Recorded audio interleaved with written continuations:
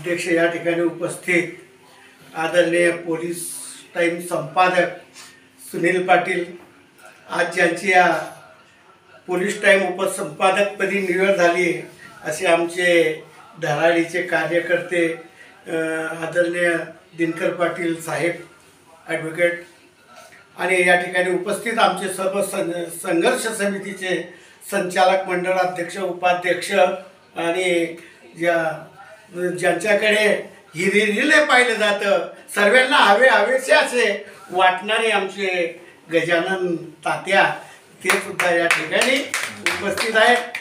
असो, साहेबांची निवड झाली ॲडव्होकेट साहेबांची, तर त्यांनी या पत्रकारितेच्या माध्यमातून या समाजाला तळागाळातील जे असतील घटक त्यांना न्याय देण्याचं काम या पत्रकारितेच्या माध्यमातून तुम्हाला करायचं आहे।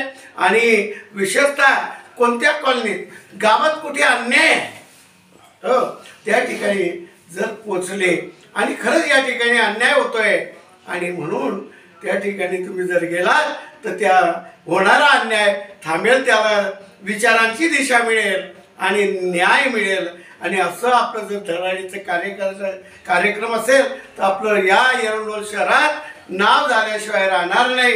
म्हणून नुसतं पत्रकारिता हा माध्यम ठेवू नका, पत्रकारिता हा माध्यम तर समाजासाठी आपल्याला काय करायचं आहे, आपण कुठे आपण पडतोय, आपण समाजासाठी काय करू शकतो, यांच्यासाठी काय आणू शकतो, असं जर माध्यम पत्रकारितेने केलं तर सर्व लोकांना न्याय मिळाल्याशिवाय राहणार नाही।